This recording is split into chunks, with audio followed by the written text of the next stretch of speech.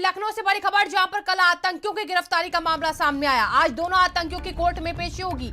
आतंकी मसरुद्दीन मिनहाज अहमद की पेशी की जानी है। दोनों आतंकियों को एटीएस ने रिमांड पर लेने की तैयारी कर रखी है। आज दोनों की कोर्ट में पेशी का मामला कल गिरफ्तारी के बाद दर्ज की गई थी एफआईआर। गिरफ्तार दोनों आतंकी अलकायदा से जुड़े हैं।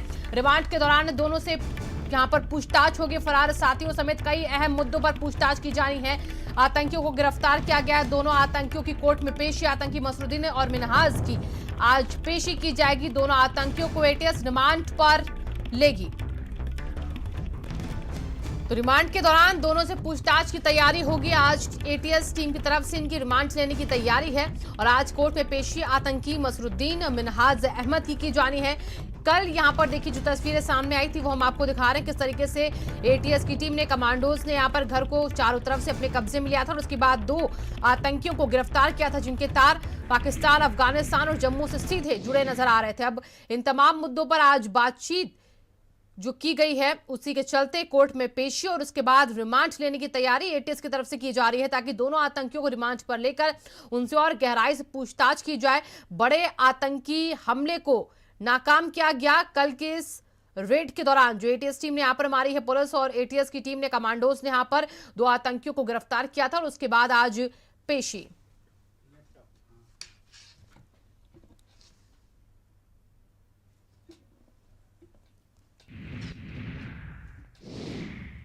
तो दो तस्वीरें देखिए हम आपको दिखा रहे हैं। हरदोई कानपुर वहां पर भी चेकिंग की जा रही क्योंकि कहा जा रहा है कि जो इन आरोपियों के, इन आतंकियों के साथी हैं वो फरार है जिनके तार कानपुर से भी जुड़ सकते हैं, लखनऊ में भी और हरदोई में भी जोड़े जा सकते हैं तार। इसी के चलते ये अब चेकिंग की जा रही है क्योंकि कहा जा रहा था कि 15 अगस्त से पहले यहाँ पर सिलसिलेवार तरीके से बम ब्लास्ट की पूरी प्लानिंग रच रखी थी इन आतंकियों ने और भीड़भाड़ वाले इलाकों को निशाना बनाने की तैयारी थी, चाहे वो रेलवे स्टेशन हो या फिर ऐसे प्लेसेस हो लखनऊ के जहां पर लोग काफी संख्या में होते हैं। और बड़ी खबर देखिए यूपी एटीएस की दो टीमें कानपुर पहुंची हैं। कानपुर पहुंचकर भी चेकिंग की जा रही। पेजबाग से युवक को एटीएस टीम ने उठाया है यहां पर और इसी के साथ कानपुर में ऑपरेशन चला सकती है अब एटीएस, यानी कल लखनऊ और अब कानपुर अगला ऑपरेशन स्थल। लखनऊ में दो आतंकी हुए हैं गिरफ्तार, अब आगे और भी आतंकी गिरफ्तार होंगे, जल्द हो सकता है। कानपुर से जुड़े होने की सूचना पर छापा मारा जा रहा है। यूपी एटीएस की दो टीमें कानपुर पहुंची और वहां पर पहुंचकर चेकिंग। पेजबाग से युवक को एटीएस टीम ने यहां पर उठा लिया है।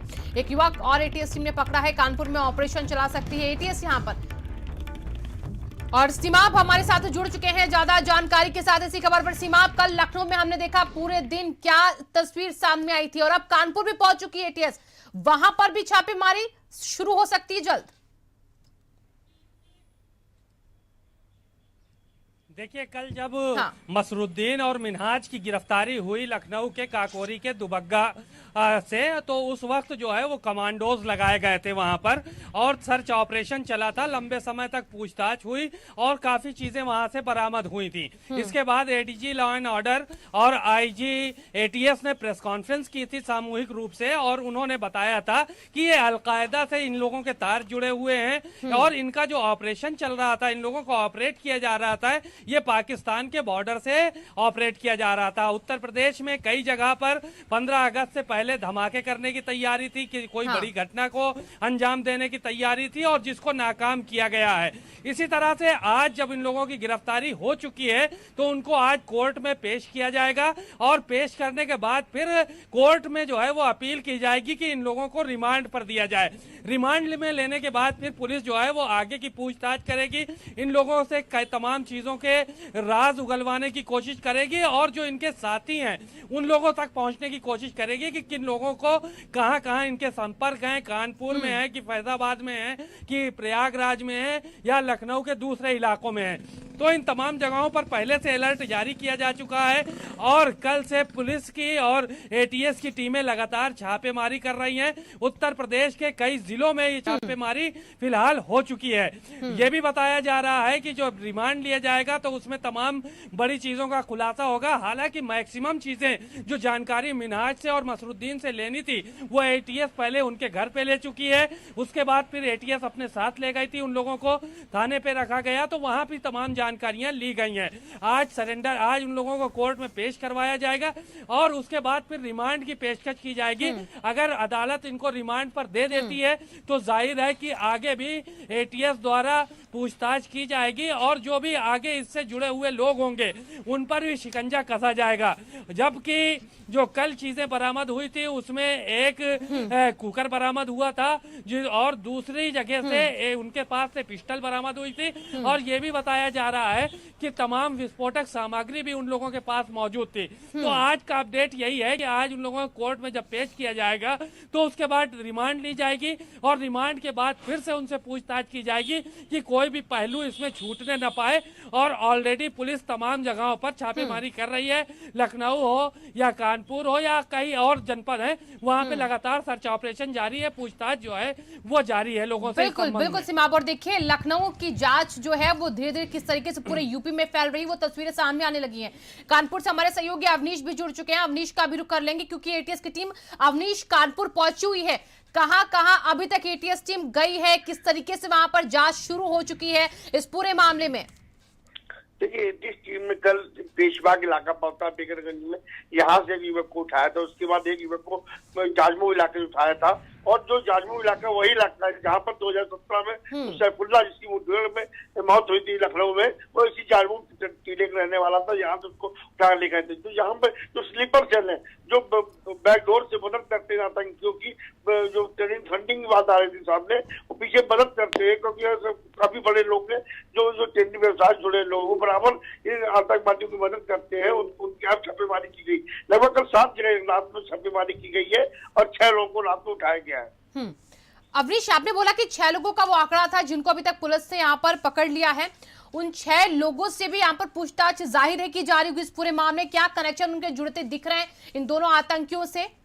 देखिए एटीएस टीम उनसे कल रात से रख के अपने रख के पूछताछ कर रही है और बराबर कई ऐसी बातें जो भी पुलिस सामने निकल के नहीं आ रही, लेकिन इतना जरूर है कहीं ना कहीं इन लोगों जो टेरर फंडिंग हो रही थी वो कानपुर से भी हो रही थी, क्योंकि कानपुर जो स्लीपर सेल है इनके वो बराबर इनको फंडिंग टेरर फंडिंग कर रहे थे। उसी तब पे ये ऑपरेशन चलाने वाले थे। उत्तर प्रदेश के अंदर कई जगहों विस्फोट करने वाले 15 अगस्त के पहले, लेकिन इनके मंसूबे ध्वस्त हो गए।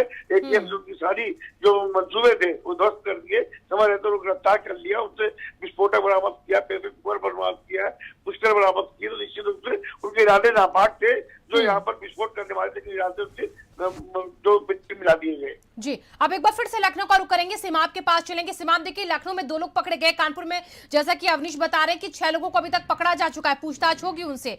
लेकिन इसी के साथ अब ये भी कहा जा रहा है कि जम्मू से भी टीमें आ सकती है, बाहर से भी टीमें यूपी पहुंच सकती है इस पूरे मामले में जांच करने के लिए।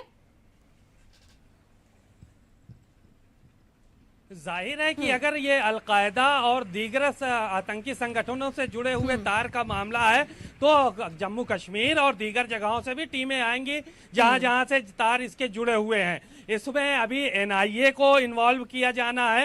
हालांकि इस सवाल पर फिलहाल एडीजी लॉ एंड ऑर्डर ने कुछ भी बोलने से इनकार कर दिया कि एनआईए को इन्वॉल्व किया जाएगा इस जांच में। लेकिन इनकी चूंकि गोपनीय जांच है, इसके तार कहां तक जुड़े हैं, पाकिस्तान से जुड़े हैं कि अफगानिस्तान से जुड़े हैं और कहां से इसका संचालन हो रहा था, टेरर फंडिंग कहां से हो रही थी, कितने स्लीपर सेल्स हैं यहाँ पर, कौन सक्रिय लोग हैं और कहां घटना को अंजाम दे सकते थे, इन सब चीजों की जो है वो जांच होगी। और अभी फिलहाल जांच आधी अधूरी जो है वो हुई है। आज उनको चूंकि कोर्ट में पेश किया जाना है, उसके बाद एटीएस इस बात की डिमांड करेगी कोर्ट से कि इन लोगों को रिमांड पर दिया जाए। रिमांड में आने के बाद फिर तमाम और चीजों का खुलासा होगा, लंबी बातचीत होगी, पूछताछ होगी, तब तो इसमें और चीजें निकलकर सामने आएंगी। हालांकि इस बात का भी एक बार जो है वो जानकारी मिल रही थी कि कुछ राजनेता भी इनके निशाने पर थे, लेकिन फिलहाल पुलिस इन सब चीजों से इनकार कर रही है। लेकिन इसमें कुछ भी हो सकता है क्योंकि 15 अगस्त से पहले अगर लखनऊ, कानपुर या दूसरे जो इलाके हैं, दूसरे जिले हैं, उनको दहलाने की कोशिश की जा रही थी, तो जाहिर है कि राजनेता भी निशाने पर रहे ही होंगे। और क्योंकि आतंकियों के निशाने पर पहले भी जो है वो लखनऊ में तमाम लोग मिले थे, सैफुल्ला इनकाउंटर हुआ था और उसी दुबग्गा क्षेत्र के पास फरीदीपुर के आसपास इस तरह के जो है वो सैफुल्ला इनकाउंटर हुआ था और काफी देर मुठभेड़ करने के बाद भी सैफुल्ला को मारा गया था। अब फिर उसी जगह पे उसी इलाके में फिर से जो है वो मिनहाज और मसरुद्दीन को पकड़ा गया है। तो ये भी सवाल है क्या जो दुबग्गा का इलाका है क्या ये आतंकियों के लिए एक पनाहगाह है, कहा जा सकता है? क्या सीमा भी बनने लग गए हैं? बहुत बहुत से शुक्रिया आपका अमीश, आपका बहुत बहुत शुक्रिया तमाम जानकारियों के लिए। तो अभी तक देखिए, अगर कानपुर की बात करें तो वहां पर 1 लोगों को पकड़े जाने की खबर थी, लेकिन ताजा अपडेट ये है कि 6 लोगों को वहां पर पकड़ा जा चुका है। एटीएस की टीम पहुंच चुकी कानपुर भी, लखनऊ के साथ साथ लखीमपुर की